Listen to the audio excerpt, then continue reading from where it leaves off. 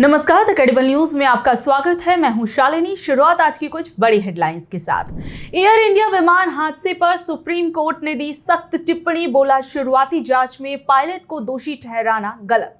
2020 दिल्ली दंगे पर supreme court ने उमर खालिद शर्जिल इमाम की जमानत याचिका पर दिल्ली पुलिस को दिया नोटिस, मांगा जवाब। अगली सुनवाई 7 अक्टूबर को होगी। पीएम नरेंद्र मोदी के आर्थिक सलाहकार परिषद के सदस्य संजीव सान्याल बोले, विकसित भारत बनने में सबसे बड़ी बाधा ज्युडिशियल सिस्टम यानी न्यायिक प्रणाली है।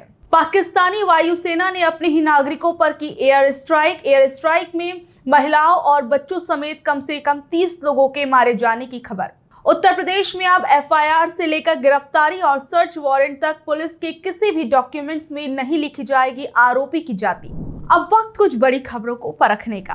ईवीएम को लेकर विवादों में क्यों घिरी रेखा गुप्ता? राहुल गांधी ने लगातार चुनावों में वोट चोरी और ईवीएम हैकिंग को लेकर बीजेपी पर आरोप लगाए हैं। इस मुद्दे पर दिल्ली के मुख्यमंत्री रेखा गुप्ता से एक इंटरव्यू में सवाल पूछा गया कि क्या राहुल गांधी का कहना सही है कि बीजेपी ईवीएम हैक कर चुनाव जीतती है। रेखा गुप्ता ने इस सवाल पर ऐसा जवाब दिया जिसे सुनकर शायद उनकी अपनी पार्टी के लोग भी अपना माथा पकड़ लेंगे। उनका बयान था कि 70 साल से वो यानी विपक्ष ईवीएम हैक कर रहे थे और कुछ नहीं हुआ और अब हमने कर लिया तो बुरा लग गया। उनका मतलब ये था कि विपक्ष लगातार वोट चोरी और ईवीएम हैकिंग की बातें करता रहा है, लेकिन जब बीजेपी ने जीत हासिल की तो विपक्ष आरोप लगा रहा है। उन्होंने राहुल गांधी पर भी निशाना साधा और कहा कि जनता को वो गुमराह कर रहे हैं और सवाल किया कि राहुल गांधी ने ये कौन सी किताब पढ़ी है जिसमें ये लिखा है कि ईवीएम हैक कर चुनाव जीते जाते हैं। इस बयान के बाद विपक्ष, खासकर कांग्रेस और आम आदमी पार्टी ने इसे गंभीर मामला बता दिया है और अब लगातार वो लोग बीजेपी पर निशाना साध रहे हैं। आम आदमी पार्टी के संयोजक अरविंद केजरीवाल ने इस पर सवाल उठाए और सोशल मीडिया पर यह वीडियो भी शेयर किया। वहीं बीजेपी ने इस बयान पर सफाई देते हुए कहा कि पूरा बयान सुनने के बाद ही सही संदर्भ समझा जा सकता है। महाराष्ट्र में गरबा को लेकर लोगों पर गौमूत्र छिड़कने का क्यों दिया गया फरमान? महाराष्ट्र में विश्व हिंदू परिषद ने नवरात्रि के दौरान गरबा आयोजनों को लेकर शनिवार को एक एडवाइजरी जारी की। इसमें कहा गया कि राज्य में गरबा कार्यक्रमों में सिर्फ हिंदुओं को जाने की इजाजत होगी। आयोजकों से एंट्री गेट पर आधार कार्ड की जांच करने की सिफारिश की गई। व्हीप ने कहा कि गरबा आयोजनों में सिर्फ हिंदुओं को ही एंट्री मिलनी चाहिए, गैर हिंदू इनमें भाग ना ले।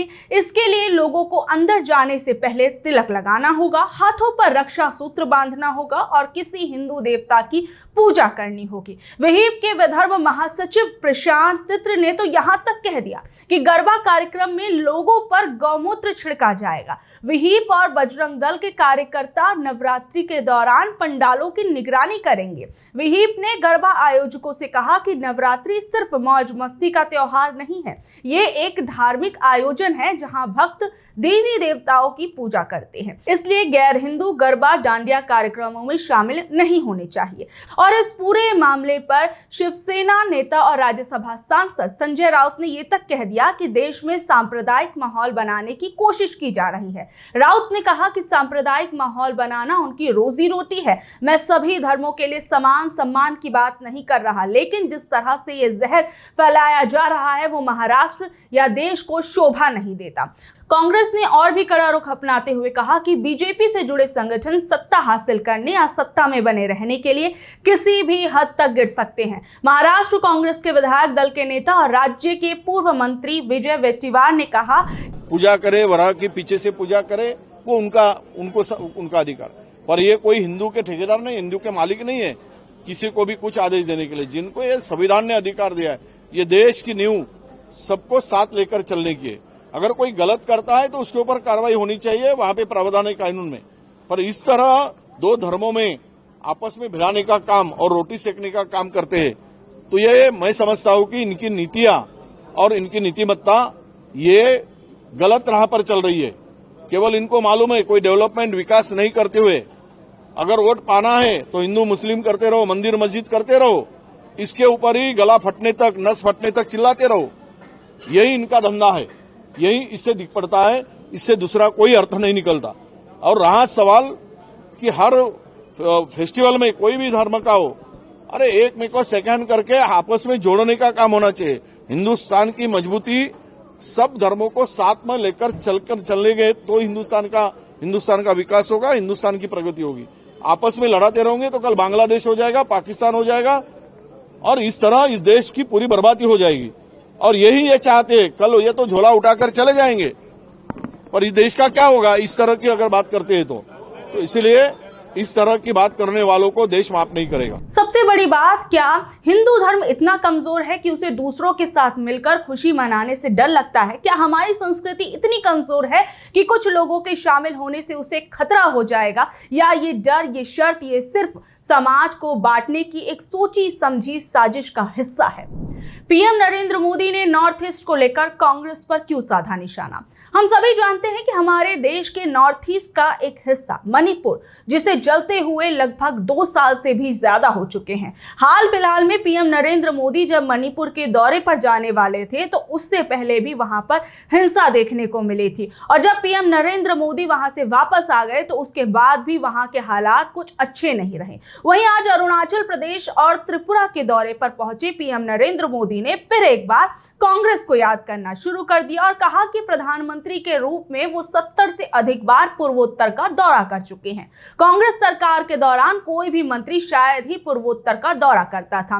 पीएम मोदी ने कहा कि हमारी सरकार के दौरान केंद्रीय मंत्रियों ने पूर्वोत्तर का 800 से अधिक बार दौरा किया है। जब हमारे मंत्री जाते हैं तो वो दूरगामी जिलों और गांव में जाने का प्रयास करते हैं। वहीं इस दौरान पीएम नरेंद्र मोदी ने कांग्रेस को लेकर क्या कुछ कहा, जरा सुनिए।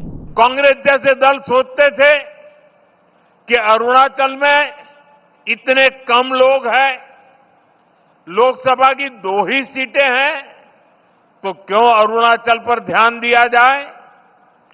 कांग्रेस की सोच का अरुणाचल को, पूरे नॉर्थ ईस्ट को बहुत नुकसान हुआ। हमारा पूरा नॉर्थ ईस्ट विकास में बहुत पीछे छूट गया। साथियों, आपने जब 2014 में मुझे देश की सेवा का अवसर दिया तो मैंने कांग्रेसी सोच से देश को मुक्ति दिलाने की ठान ली।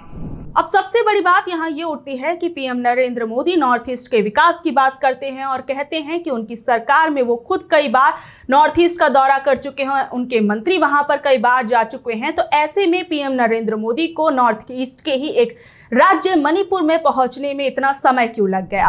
भारत पाकिस्तान मैच पर क्यों हुआ विवाद? एक तरफ हमारे पीएम मोदी कहते हैं कि खून और खेल एक साथ नहीं चल सकता, वहीं मोदी जी ने यह भी कहा था कि ऑपरेशन सिंदूर अभी तक खत्म नहीं हुआ है, जारी है। लेकिन भारत पाकिस्तान के बीच मैच अब लगातार हो रहा है। वहीं रविवार को दुबई में हुए एशिया कप में पाकिस्तान के खिलाड़ियों ने कुछ ऐसे इशारे किए जो बेहद शर्मनाक थे। वहीं भारत पाकिस्तान के हुए इस मैच पर अब कई सवाल उठ रहे हैं। पहली बात है कि मैंने एक भी मैच इस टाइम नहीं देखा है। मैंने कहा गया कि मैं नहीं देखूंगी, मैंने देखा नहीं। किसी ने मुझे ये फोटो भेज दिया है और बताया गया क्या हुआ है, तो ये बहुत गलत है क्योंकि अभी वो बिल्कुल डर नहीं है पाकिस्तान को। हमको धमकी दे रहे हैं ग्राउंड पे कि AK-47 दिखा के, और दूसरा प्लेयर जो फील्डर है वो दिखा रहा है जैसे प्लेन गिराया हुआ है 6 बार इंडिया के। तो इसमें कार्रवाई होनी चाहिए ना। मैं समझ सकती हूं कि जो ICC का चेयरपर्सन सेक्रेटरी कोई और है, जय शाह है सेक्रेटरी, ये उसके अंदर आ जाता है एशिया का। जय शाह को वो क्यों नहीं कार्रवाई कर सकते हो?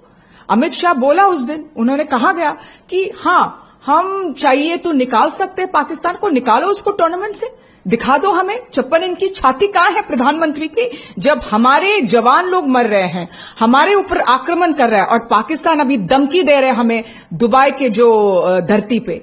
तो इसको अमित शाह, नरेंद्र मोदी जी को जवाब देना ही पड़ेगा। मेरे हिसाब से कोई ट्रेड, कोई क्रिकेट, कोई सिनेमा कुछ भी नहीं होना चाहिए जब तक ये आक्रमण और ये टेररिज्म जो आतंकवादी फैलाता है पाकिस्तान, वो बंद नहीं होगा जब तक कुछ नहीं करना है। दरअसल अपनी हाफ सेंचुरी पूरी करने के बाद बल्लेबाज साहिबजादा फरहान ने बल्ले को बंदूक की तरह उठाकर गन सेलिब्रेशन किया। कई लोगों ने इसे AK-47 बंदूक का इशारा माना। जब दर्शक गेंदबाज हारिस रऊफ को चिढ़ा रहे थे तो उन्होंने अपनी उंगलियों से 06 का इशारा किया। सोशल मीडिया पर लोगों ने इसे मई में हुए एक सैन्य संघर्ष से जोड़ा। उस समय पाकिस्तान ने दावा किया था कि उन्होंने भारत के 6 लड़ाकू विमानों को गिराया था, जो कि एक झूठा दावा था।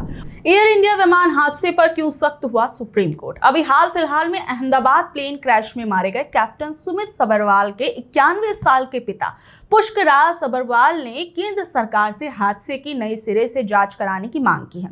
उन्होंने एयरक्राफ्ट एक्सीडेंट इन्वेस्टिगेशन ब्यूरो की प्राइमरी जांच रिपोर्ट पर भी सवाल उठाए थे। उन्होंने कहा था कि मीडिया में कुछ चुनिंदा बातों को लीक करके ये अटकलें लगाई जा रही थी कि कैप्टन सबरवाल बहुत ज्यादा डिप्रेशन में थे और आत्महत्या करना चाहते थे।